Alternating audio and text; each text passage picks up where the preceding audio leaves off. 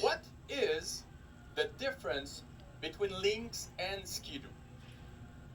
Well, this is a very important question because it's at the heart of the brand positioning, and it's very important to make it clear.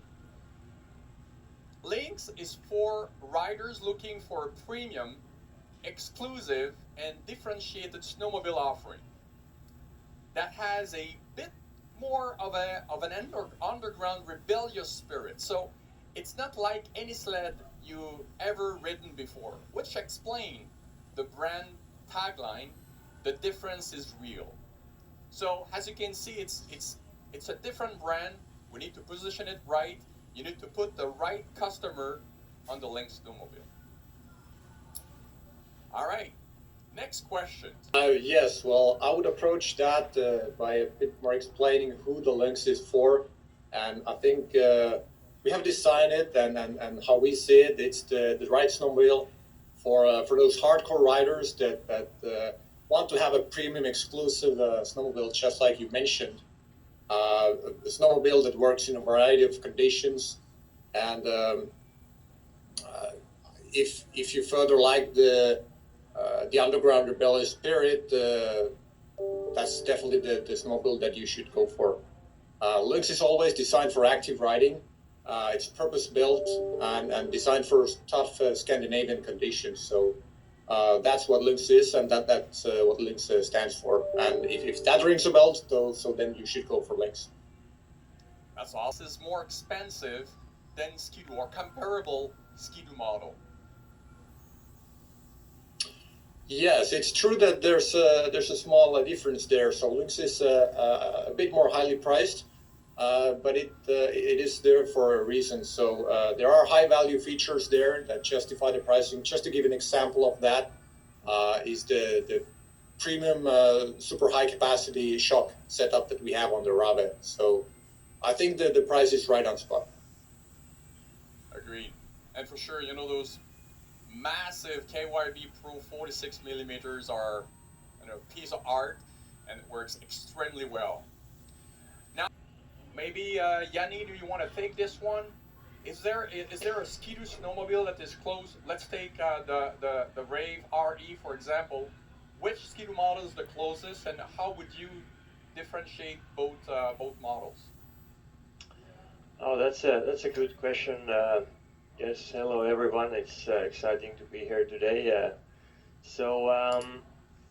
The difference, I would say that in a Ski-Doo lineup, if we take the Lynx Rave RE850, the closest would be the Renegade XRS, and if it's with the Iron Dog package, that's most likely the closest one. Of course, our Rave is really having the capacity on the rough trails and the variety on the conditions. So if there is loose snow on the trails or hard pack or any kind of trail, our sled is really designed for this kind of conditions. Just because our conditions are like that, so we don't have such a nice grooming of trails. The trails are kind of natural trails, which we like are the best trails ever. So we designed Rave for these kind of trails. So yeah, and if I can maybe add to your point, Yanni, and to answer a compliment to Jean's questions. The Rave RE is meant to be ridden standing up most of the time, whereas on the Renegade XRS you can sit down for a long ride. You know, the distinction between the two, the line is not super clear, but I would say the Renegade XRS is more a groomed trail type of unit with a lot of capacity. Don't get me wrong, XRS with those KYB Pro 36 are very capable, but the Ravi has higher end shocks. It's meant to be pushed in big moguls and big whoops, so that's the two positioning of those trail sleds. think maybe here we're talking about suspension.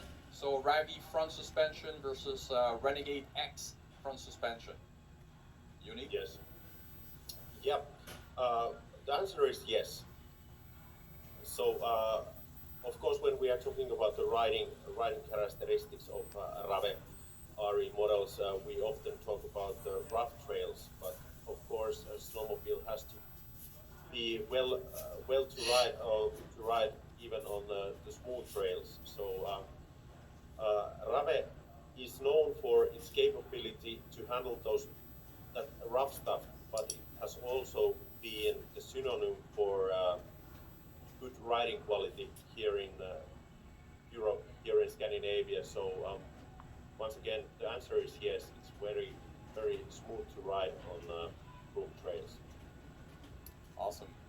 Maybe I will ask GR maybe just to go on the Rave RE and just stand up on the unit, just to show the angle when you're standing up and riding this unit, the angle that you have when you're standing up. So everything is meant to be ridden standing up. Maybe to show the angle of all that.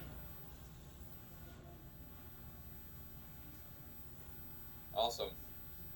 Thank you, GR. All right, we have another one from Brand, the Lynx Trail model, the Rave RE, and the Renegade 137 XRS. Also, any rear suspension differences. So, any difference in the front suspension and rear suspension? Maybe Yanni could answer this one. Yes, if we start from the front suspension, we have the same geometry in the front suspension as the Ski-Doo has with the new RAS-X front end. Although we are using 46mm front shocks, which are really massive front shocks. They are snowcross caliber shocks, and the calibration in them is kind of having a really wide operational window from the comfort to the good bottoming resistance. When we go to the rear suspension, they are totally different. We have the PPS3 rear suspension, which is having both center and rear arm fully independent from each other. So when the rear arm is moving, it doesn't affect in any way to the center arm, and vice versa. When the center arm is moving, it doesn't affect in any way to the rear arm. And this is a fundamental difference to any other snowmobile. Also, we don't have in the rear arm, we don't have a torsional springs. We have a coilover spring over the shock. So it means that when the suspension is moving, the spring force and damping force are going together all the time. So if spring is compressing 1 inch, the piston is moving 1 inch, so it's connected together in this way.